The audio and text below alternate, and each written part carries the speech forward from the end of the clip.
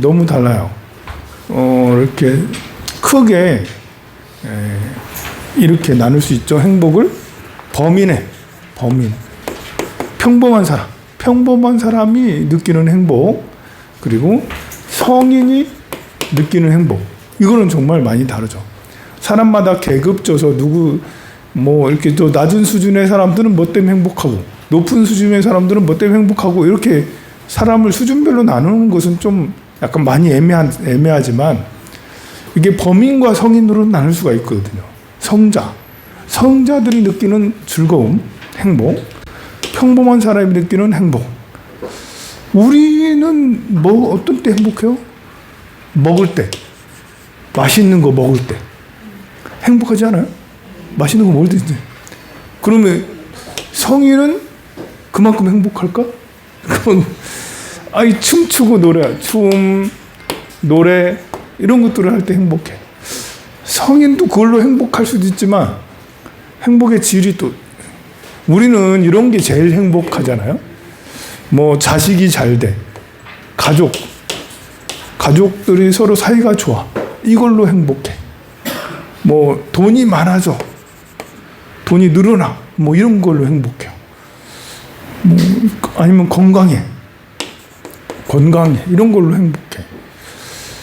근데 성인들은 이런 것도 행복의 요건이 될 수 있지만, 성인들은 요거 된다고 해서 안 되면 불행감을 느낄 수 있게 덜 영향을 받겠죠. 성인은 충분히 덜 영향을 받을 거예요. 그럼 우리가 말하는 성인들은 뭘로 행복해 할까? 고요한 즐거움. 고요함을 굉장히 즐겁다고. 여러분들은 고요할 때 즐거운가요? 고요할 때 즐겁다고 여기는 사람도 있지만 심심하다. 고요하면 오히려 적응이 안 되는 사람들도 많아요. 근데 성인이란 건 불교적 성인을 말하는 거예요.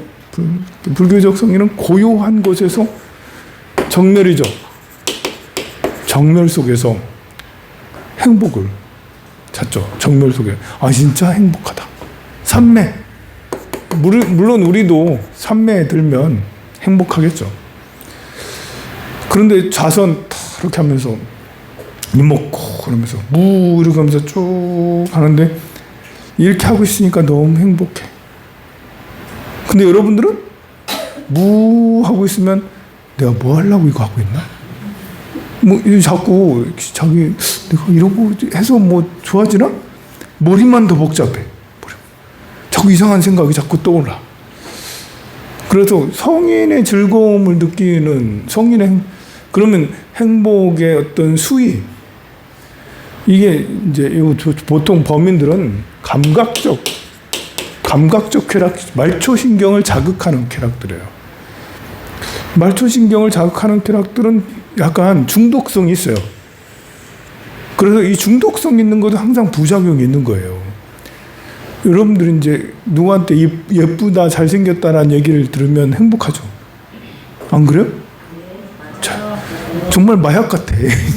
잘생겼다, 예쁘다, 내가 못생겼든 뚱뚱하든 관계없이 스님 살 빠진 거, 스님 살 빠졌어요 라고 하면 얼마나 즐거워. 우리는 이제 칭찬이나 이런 것들을 들으면 감각적 말초신경에 그래가지고 자꾸 강요하잖아요. 칭찬 좀 해달라고, 여러분. 저를 좀 좋게 좀 봐달라. 자꾸 하잖아요. 이게 중독이잖아요. 반대로 이제 여러분들이 무관심해. 제가 칭찬을 많이 받고 있다가 여러분들이 무관심해지면, 그러면 이제 금단 현상 일어나죠. 이거 중독 현상. 말초신경을 자극하는 것들은 대체로 특히 이렇게 먹을 거 말초신경 자극하죠. 춤, 노래, 가족끼리 서로 끈끈한 이런 것들은 말초신경을 자극하는 건 아니지만 안정감이잖아요. 이건 안정감.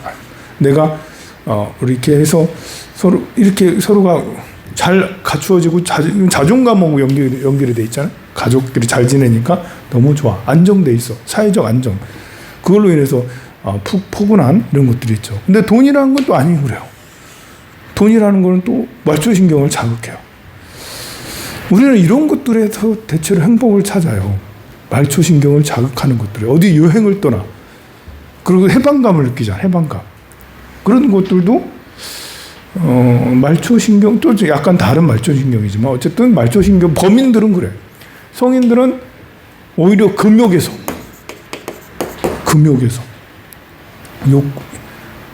내가 이렇게 먹는 것을 잘 조절했다. 성철 스님은 20대부터 생식을 하셨어. 생식이라는 게 뭐 콩하고 솔잎하고 뭐 콩 이런 것만 먹는 거잖아요. 보면 생식이라는 게 화식을 하지 않아. 이게 맛을 음미하면서 살면 도저히 행할 수 없는 거잖아요. 그런데도 그게 좋은가 봐. 평생을 생식을 하셨어요. 그 속에서, 금욕 속에서 어떤 그 내적 즐거움, 자아 성취감, 그러니까 나는 괜찮은 사람이다라는 자아 성취감, 자아 성취에 대한 것이 성인들은 더 그 감이 훨씬 더 크다라는 거죠. 내가 안 거를 하루에 20시간씩 100일 동안 하루에 18시간씩 20시간씩 좌선을 안 졸고 탁 했어.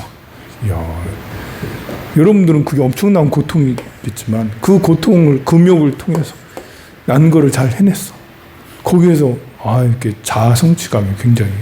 그러니까 가만 보면 성인은 이제 고요한 것에서 즐거움도 찾지만 내가 해냈네라는 이런 곳에서도 기쁨. 우리도 해냈네라는 것에서도 이렇게 그 행복감을 찾기도 하지만 그것보다는 감각적 말초신경을 자극하는 게 많죠. 수행해서 마음이 고요해지고 평온해졌어. 그래서 상락아정이라고 그러죠. 항상함을, 마음이 흔들리지 않아. 쭉 전혀 미동도 없어. 미동도 없는 게 기계 같지만 평온함을 유지한 채, 맑고 깨끗함을 유지한 채. 여기는 맑고 깨끗함이 중요한 거야. 맑다, 깨끗하다. 락, 정. 아는 무엇이든 다 가능한 거잖아요. 정은 맑고 깨끗하다는, 맑고 향기롭다라는 거예요. 그래서 이 성인들의 이제 즐거움을 추구하는, 이게 불교의 불제자라는 것은 그렇습니다. 불제자들은 이 범인들, 평범한 사람들이 느끼는 감각적 쾌락은 아닌 것 같아. 이것은 무상하고 나중에 고통을 유발해. 양면의 날과 같아. 그러니까 범인들이 느끼는 행복은 뒤에 고통이 함께 수반한다는 거예요. 이거는 항상 하지 않아. 무상한 거야. 고통이 계속 따라. 그 정도의 실체가 따로 없어. 그러니 이것은 싫고 성인이 느끼는 그런 행복으로 나아가겠다라는 이런 것을 우리는 발보리심이라고 하죠. 발보리심. 이걸로 방향을 설정하고 난 그렇게 할 거야 해서 이제 취향이 그렇게 되고 여기에 특별한 뜻을 세우면 원력을 이루게 되는데, 이 원력은 자타일시성불동, 함께 해야지 더 공고해진다. 그 원력이 나 혼자만 세워지면 이 원력은 목표잖아요. 목표가 언제 흐물어질지 몰라. 그런데 너와 내가 다 같이, 우리 모두 도반들끼리 서로 모여서 원력을 같이 세워서 자타일시성, 내가 중생을 제도하는 것이 목적이야. 그러면 이제 함께 나아갈 수 있는 것이 되는 거죠. 이제 범인들, 평범한 우리들이 느끼는 쾌락도 차이가 이렇게 좀 있을 수가 있겠죠. 가장 기본적인 생식, 생명을 유지하는 데 필수로 하는 거. 그게 이제 먹는 것하고 성적 욕망 이런 거잖아요. 그 다음에 이제 안전을 추구하는, 우리가 이제 사회적으로 괜찮아, 평범해, 안전해. 나는 안전을 난 지금 안전하지. 총 맞을 일 없고, 또 병 걸려서 죽을 일 없고, 누구한테 크게 해를 당하지 않아. 안전함이 역시 이 안전에서 느끼는 것은 이제 우리가 이렇게 안식감, 평온함, 그 안도감 이런 것도 우리 있게 되죠. 그 다음에 사회적 관계를 통해서 난 널 사랑해. 너 날 사랑해. 나는 누군가를 사랑하는데 행복하고 사랑받으니 사랑을 주고받으니 서로 믿음과 사랑을 주고받으니 이걸로 행복해. 이제 요거는 누구나 다 행복한데 요 믿음과 사랑을 이루기는 쉽지가 않죠. 번뇌가 많고 욕구가 너무 지나치게 크고 자기밖에 모르면 이 사회적 관계가 엉망이 되어버려. 그 고통을 많이 유발하죠. 그 다음에 자아성취. 이게 평범한 사람들의 이제 그 어떤 그 행복을 누리는 그런 방법들이라 할 수 있는데 이것도 이제 성인에 가까워지려고 하는 이런 사람들은 자아성취의 최고로 이게 제일 중요하지. 내가 좀 그래서 여기서 지금 이런 말을 합니다. 볼까요? 186페이지 맨 아랫줄 삼가하고 놀지 말라. 이런 것이 감론이라. 방일하고 안 삼가면 이를 일러 죽습니다. 열심히 정진하면 감로다. 방일하지 않는 이는 안 죽을 때 얻게 되고 방일하고 노는 이는 죽을 길만 가게 된다. 이 놀다라는 건 여기에 해당이 그렇죠? 놀다라는 게 여기에 해당이 돼요. 논다. 맛있는 거 먹고 춤추고 노래하고 그리고 이성과 동성이라도 서로 이렇게 즐거움을 행하는 이런 거잖아요. 요거는 이게 마약성 말초신경을 자극하는 행복이라서 항상 고통을 수반해요. 누구랑 즐길 때는 그렇잖아요. 맛있는 거 먹고 나면 얼마나 살이 찌는 느낌이 이런 게 얼마나 고통입니까? 너무 많이 먹으면 배불러서 고통스럽고 등등해. 누군가를 이렇게 이성적으로 사랑하면 그 뒤에 따라오는 고통은 말도 할 거 없을 만큼 그러잖아요. 그런데 삼가하다라는 것은 정진하는 거죠. 자아성취요. 자아성취를 위해서 노력하는 자는 감로다. 그러니까 우리는 지금까지 이렇게 우리 행복하기 위해서 살아가는데 무엇을 위해서 저렇게 돈 많이 벌어? 하고 물으면 맛있는 거 먹고 좋은 여자, 좋은 남자 만나서 사랑하고 자식 이렇게 낳고 이렇게 해서 여기에 있는 걸 충족하기 위해서 우리가 돈 벌고 여기에 있는 걸 충족시키기 위해서 살아가는 거예요. 이게 이제 놀기 위해서, 잘 놀기 위해서 명품을 지니고 다니고 명품 차, 좋은 집을 하면서 나 이 정도 되는 사람이야 라고 이제 그런 것이 자아성취야. 나 이 정도 돈 이만큼 벌었으니까 내가 이래도 괜찮은 사람이지. 이런 걸로 이제 많이 하는 이런 길은 망조다. 죽는 길이다. 자, 여기서 죽음의 길이라는 것은 윤회의 길이라는 거예요. 윤회. 죽고 태어나고를 반복하는 윤회의 길이라는 거예요. 그런데 방일하고 놀지 말라. 정진해라. 열심히 수행하는 것은 여기 자아성취에 해당이 돼서 나를 계속해서 단련하고 수련하다 보면 시간이 지나다 보면 이 생에서도 다음 생에서도 다음 생에 최소 3생을 다 연달아서 수행을 하면 수다원과에 이룰 수 있다잖아요. 3생을 연달아서 수행하면 이 생만 열심히 수행하는 게 아니라 이 생도 열심히 하고 다음 생도 열심히 하고 그 다음 생도 열심히 하고 이 3의 법칙이라는 거 있잖아요. 3의 법칙. 3세판에서 이기면 이긴 거잖아. 우리가 보면 그런 것처럼 우리가 3년을 뭐 해내면 천일기도도 3년이잖아요. 3년을 뭐 이렇게 기도를 해내면 업식이 바뀐다라고 그러죠. 업식이 3일 해가지고 석 달 해가지고 안 돼. 3년 정도는 해야지 업식이 바뀌어.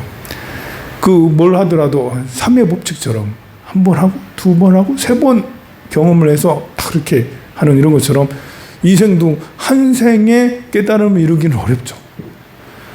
그렇게 많이 해가지고 이제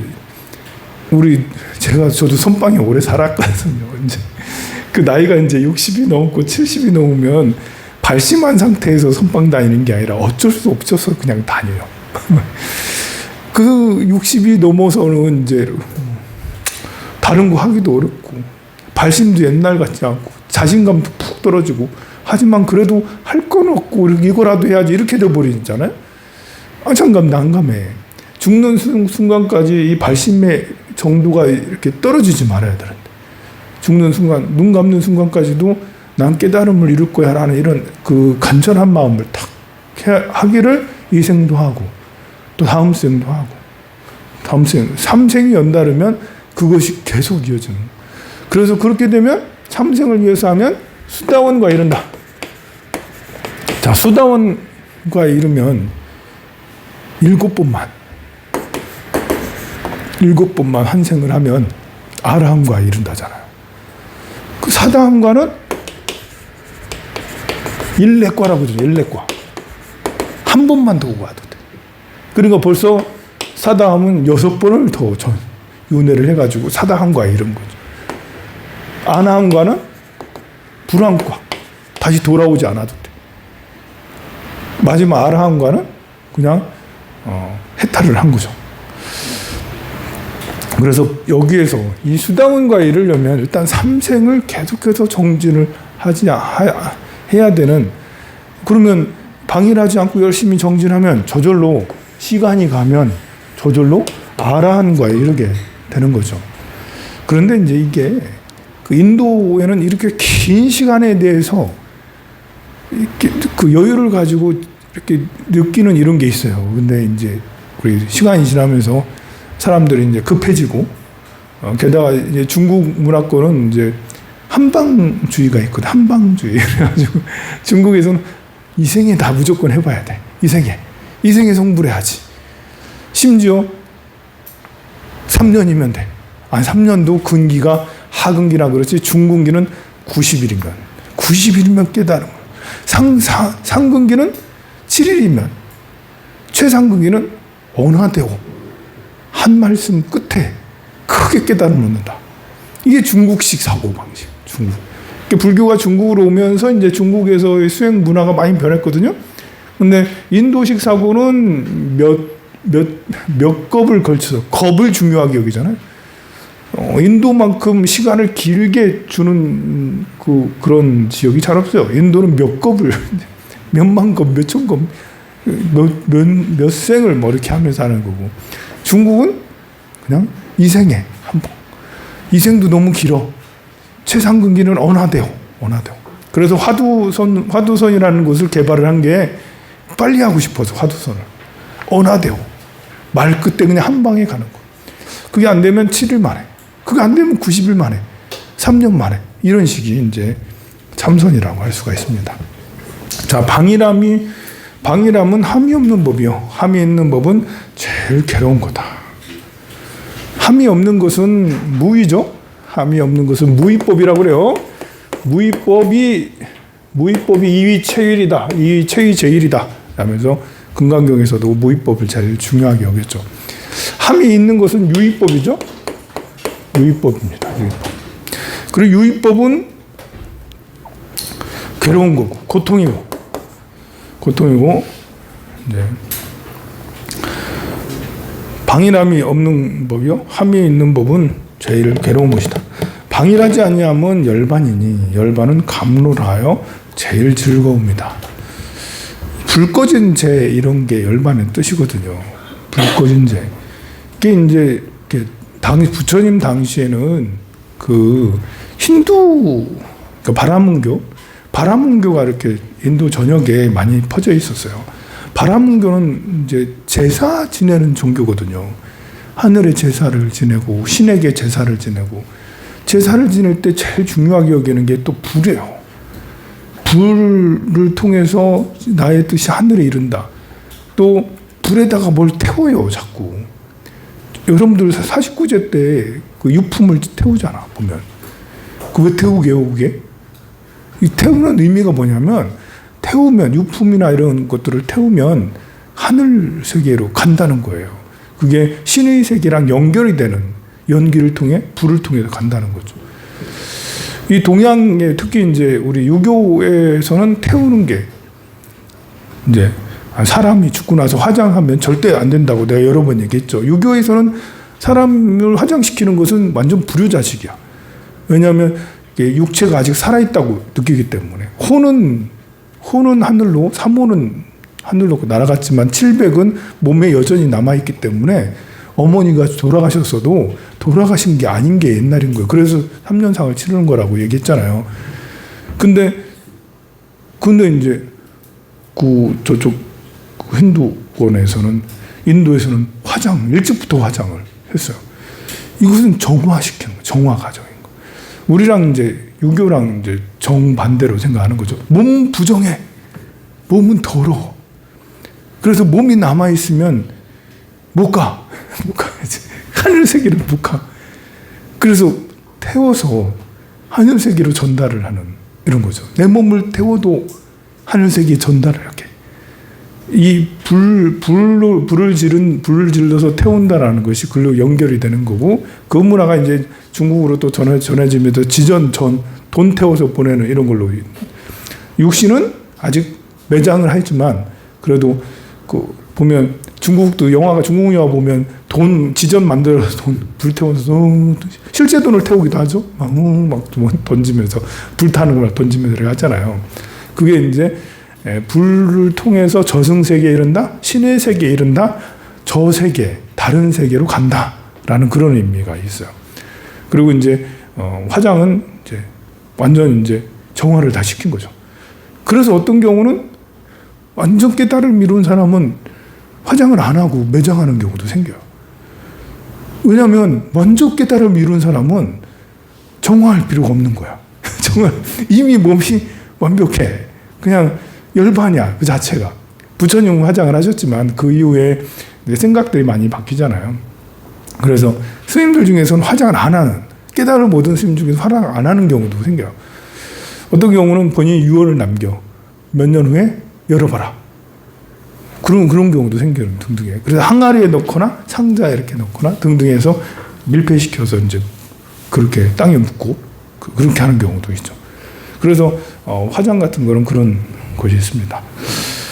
그 바라문에서 이제 제사를 지낼 때 항상 불을 통해서 이제 태우고 하는 이런 거 하다 보니까 이제 아직 부처님 입장에서는 아직 번뇌가 남아 있는 거야.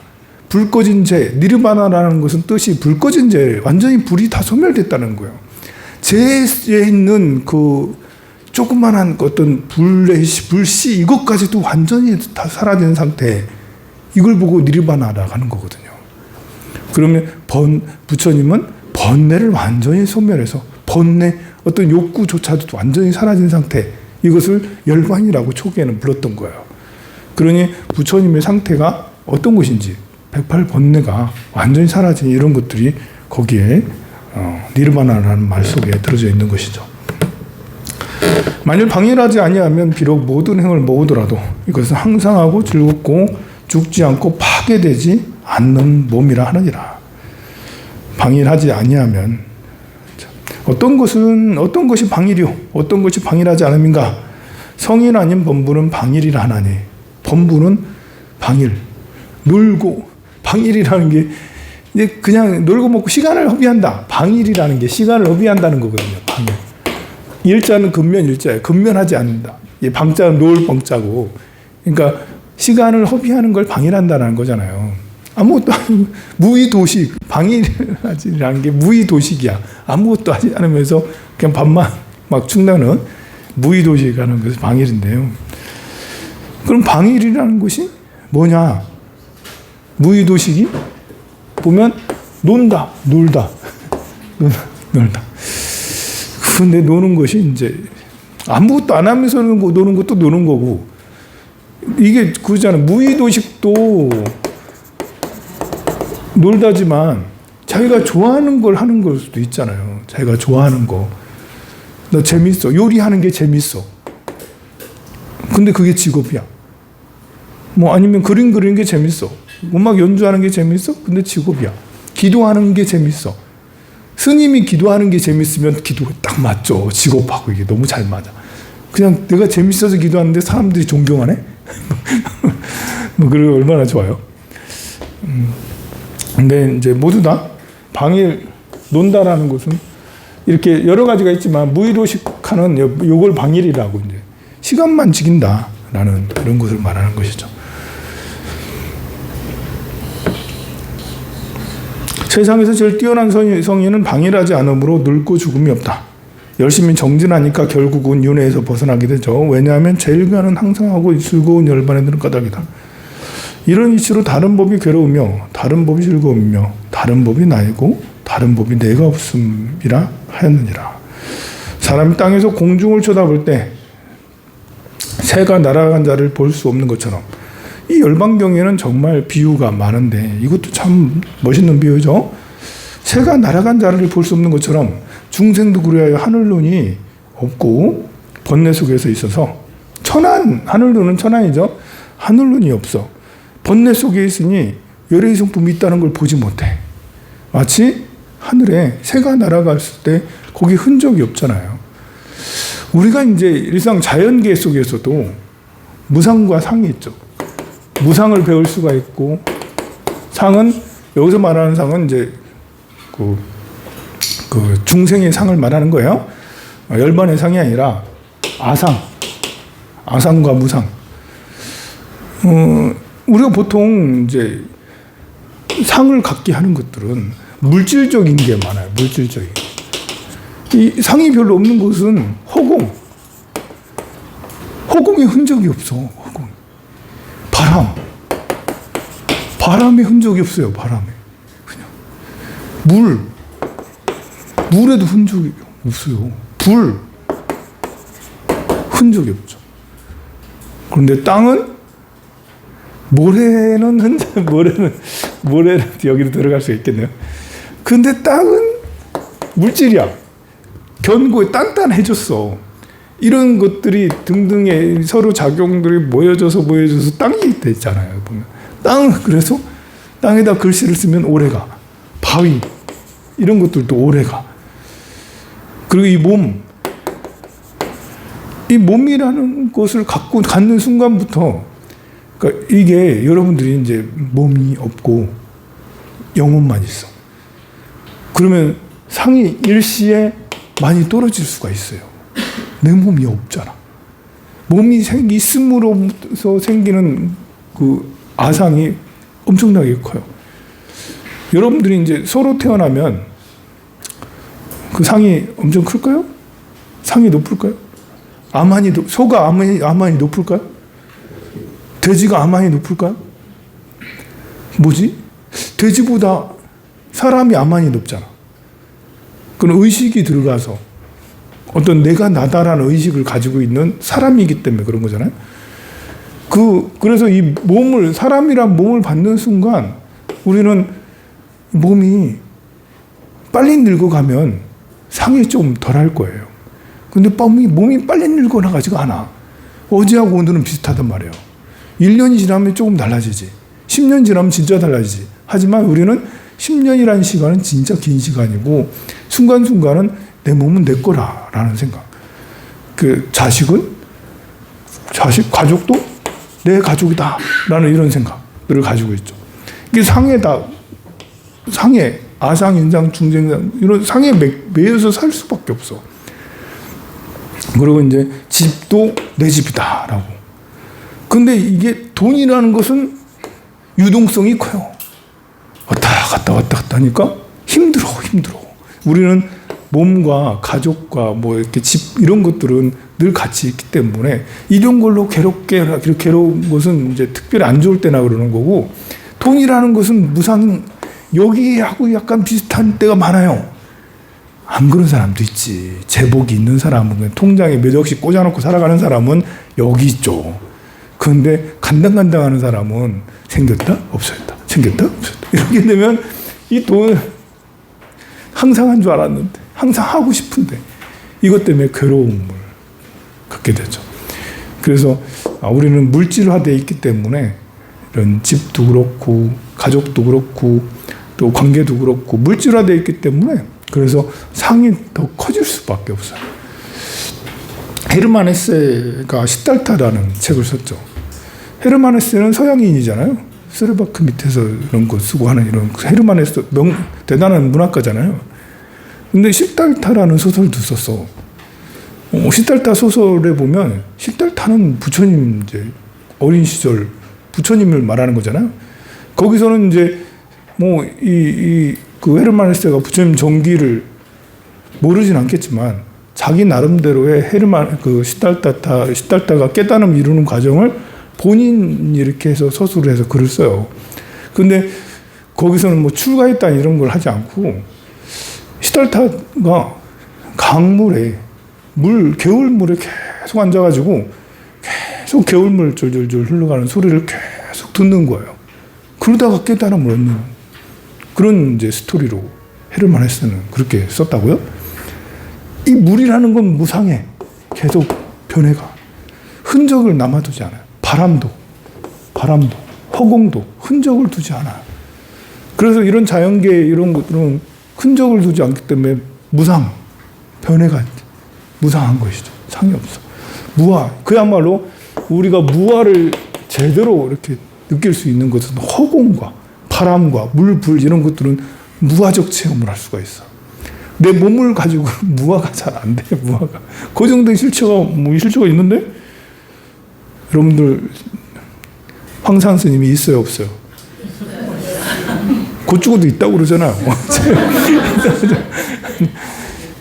그러면 바람 있어요, 없어요, 지금? 불어요, 안 불어요?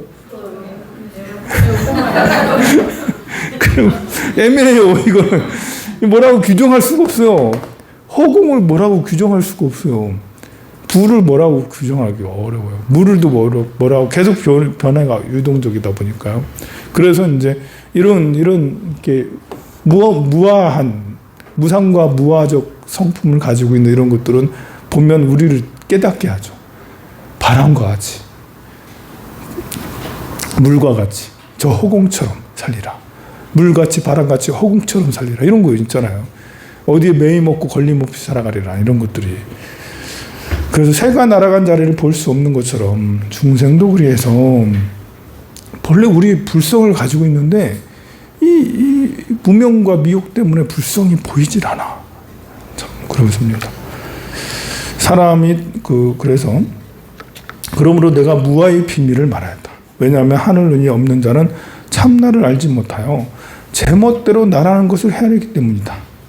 번뇌로 인한 진노함이 있는 것은 무상하다. 그러므로 내가 다른 법은 항상 되고 다른 법은 항상 하지 않다고 말하였다.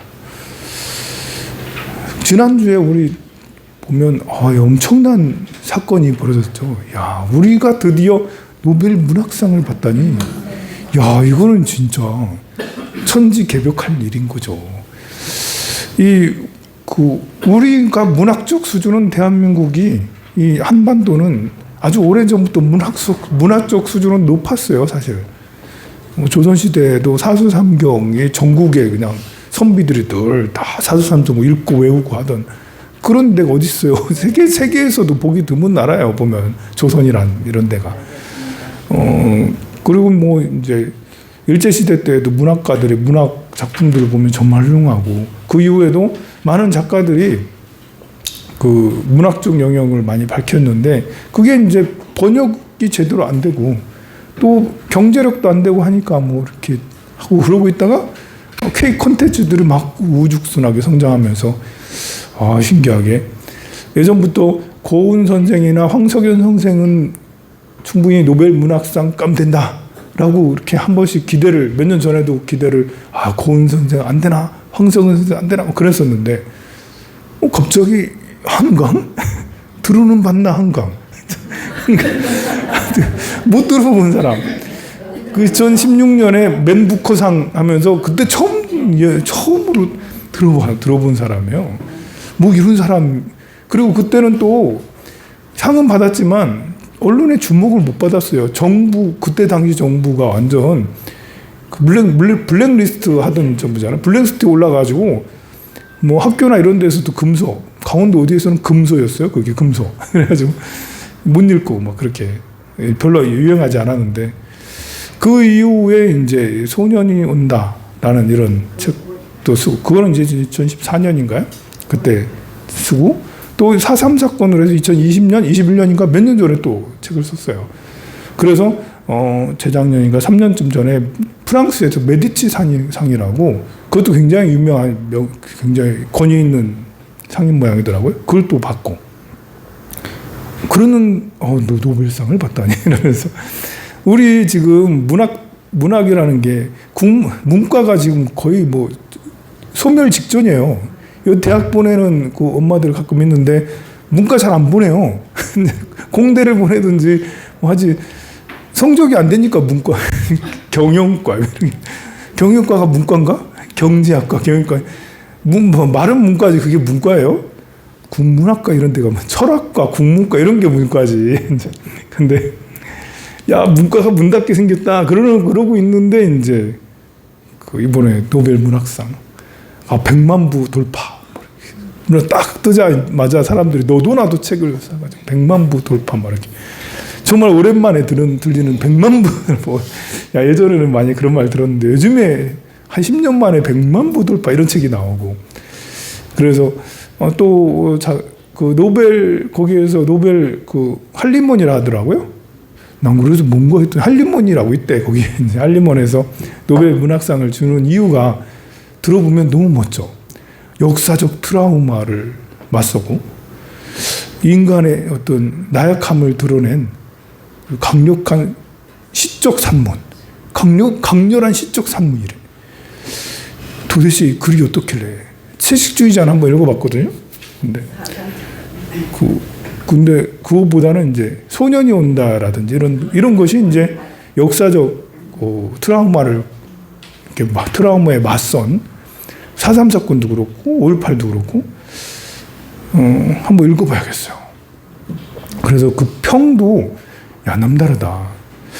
이거 시대적인 거랑 좀 관계 있는 것 같은데 요즘에 이제 아니 상 준다니까 이 작가가 또 이스라엘 얘기를 하면서 이런 전쟁 상황에 자기가 축하할 잔치를 벌일 상황이 아니다 라면서 인터뷰도 안 하려고 하고 잔치도 안 벌이려고 하는 이런 그래서 야 노벨위원회에서도 이번에 문학상은 무라카미 하루키 정말 책이 너무 훌륭하거든요. 야, 이렇게 문장력이 엄청난 사람이 있나 싶을 정도로 대단한데 그런 이제 하루키를 제치고 또 뭐 중국에 무슨 첸 하이컨가 무슨 이 사람 있는가 봐. 그 사람들 제치고 막 누구는 될 거. 이게 노벨위원회에서 이제 몇 년 전부터 이제 이렇게 추천을 받는데요. 그래서 1000명인가 2000명 추천을 받고 그 중에 추리구출해서 5명을 뽑는데 5명이 딱 올라오면 그 5명의 책들을 다 읽어본대요. 몇 권 냈을 거 아니에요. 다들 문학가니까. 그래서 그 중에 이제 뽑힌 게 한강이라는 거지. 그러니까 책 한 권 가지고 채식주의자 가지고 한 권 가지고 된 게 아니고 내가 보니까 소년이 온다 하고 4.3 사건 이거랑 같이 해가지고 그래서 역사적 트라우마를 맞선다라는 그런 표현을 한 것 같아요. 그러니까 전 세계가 지금 전쟁이나 이런 것들 때문에 독재자들이 너무 많아졌잖아요. 심지어 우리까지 독재자까지. 그래가지고 노벨위원회에서 이런 걸 그러니까 또 말이 많아. 이게 4.3 사건이나 5.18을 들은 정치적 견해가 워낙 우리나라에서 대립돼 있잖아요. 그렇기 때문에 이렇게 그 비판하는 사람들도 많은데 어쨌든 우리는 문학 작품으로 생각을 해보면 그야말로 정말 강렬한 시적 산문이라잖아요. 이 사람들도 세계적 작가 사람들인데 이런 파격적이고 굉장히 센세이션한 이런 책 이런 문장력이라는 거죠. 근데 한강 이렇게 그 뭐 하는 거 보면 인터뷰 하는 거 보면 예전 해놓은 거 보면 그럴 것도 같긴 해. 4차원이야. 눈이 개슴츠레. 그래가지고 여기가 좀 약간 어두워. 화장도 안 하시는지 어두워. 이래가지고 정신병에서 나오신 분인가 할 정도로 이제 좀 이렇게 뭔가 신경이 날카롭고 예민하고 이렇게 우울증 있는 이런 듯한 느낌.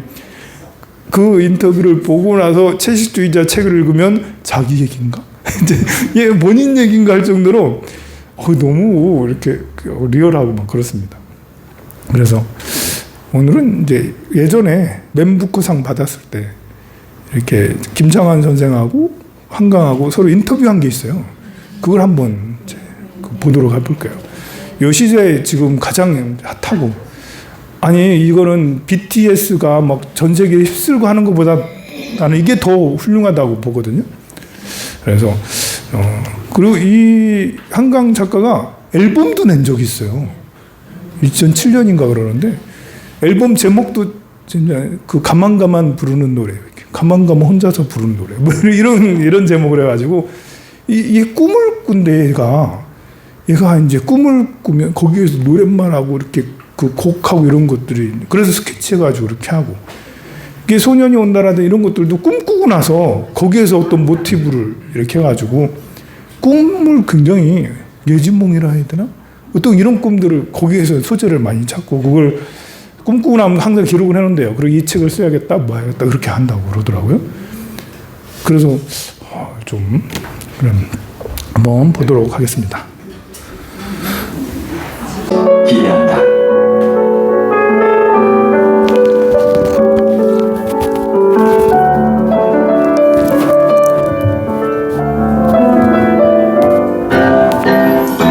승골조의 음식.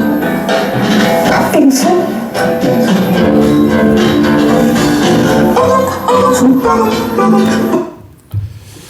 그 한강의 아버지는 한승원이라고 아제아제 바라제를 쓴 그 대단한 필력이 대단한 문학가였다라고 그러죠. 한강은 이제 연세대 국문과를 졸업했고요. 그 동문들이 늘 하는 얘기가 이게 사람들하고 잘 어울리질 않았대. 그래서 이제 한강한테 그래도 같은 학과니까 가면 제일 먼저 묻는 얘기가 있대요. 물어보면 뭐라고 물어보냐면 너 괜찮아? 이렇게 물어. 친구들이 항상 너 괜찮아? 얘가 뭐 항상 좀 그래라니 좀 이거 그 개슴치리 하니 그렇잖아요. 그래 너 괜찮아? 그래가지고 나중에는 이제 어떤 때는 한강이 스스로 친구들이 오면 나 괜찮아. 자기가 먼저 괜찮아라고 그렇게 했다라고 그러죠. 그래가지고 야 이렇게 좀 어디 보면 정말 가냘픈 소심한 듯한 이런 여성이 저렇게 강렬한 저항성이잖아요. 저 아버지한테 엄청 마셨거든요 어렸을 때. 아니 한강이 맞은 게 아니라 소설 채식주자에서 소설의 영예가 여자 주인공이 이 아버지가 이렇게 베트남 참전 용사예요. 그래가지고 자식이 3명 있는데 둘째였거든요. 제일 만만한 둘째를 엄청 팬 거예요. 그리고 어렸을 때 많이 맞아서 그 한이 많이 있었는가 봐요. 그리고 이제 성장하면서 그게 좀 이상했는지 본인이 나무가 되고 싶다라는 이런 생각들이 점점 깊어지면서 채식을 하는 이유도 나무는 육식을 하지 않는다. 나무는 물만 먹는다. 그래서 물만 먹는 이런 거에 대해서 환상을 갖고 결국 정말 빼빼 말라갑니다. 그래서 이런 책도 사실 이렇게 뭔가 이렇게 인간의 어떤 나약함이나 어떤 폭력성 이런 것에 대한 저항이잖아요. 더 저항이 큰 거는 5.18 같은 거잖아요. 이 5.18에 16살 아이가 총 맞아 죽었어요. 교련복 입은 아이 2명이 16살 고등학생 1학년인데 얘들이 소년이 온다의 주인공이 죽은 아이를 말하는 거예요. 그 어머니가 그 아들을 하는 그 유명한 그 보살님이던데 그걸 이제 모티브를 삼아서 그것들을 다 이제 알아보고 해서 그걸 소설로 이제 현실을 가지고 그 모티브를 한 소설인데요. 그것도 우리나라에서 굉장히 논란거리잖아요. 이것을 써서 이제 굉장히 용감하지 않으면 쓸 수가 없잖아요. 그거 2014년에 쓰고 그 이후에 또 다른 것도 썼지만 최근에 쓴 거는 이제 이별하지 않는다 하면서 4.3 사건을 또 가져와 쓴 거예요. 그래서 이렇게 개슴츠레하니 좀 우울증에 걸린 사람처럼 보이는 이 가냘픈 여인이 글을 쓴 거는 정말 역사적 트라우마에 맞선 대단한 강렬한 시적 산문?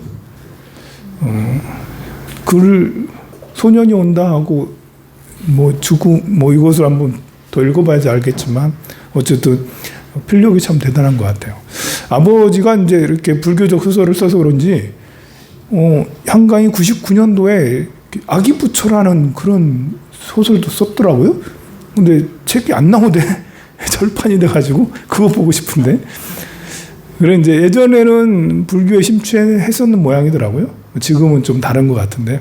그래서 이런 작가가 가냘픈 여성이 세상과 맞선 대단한 역작을 냈다는 것이 정말 놀랍습니다. 잠깐 쉬었다 하도록 하겠습니다.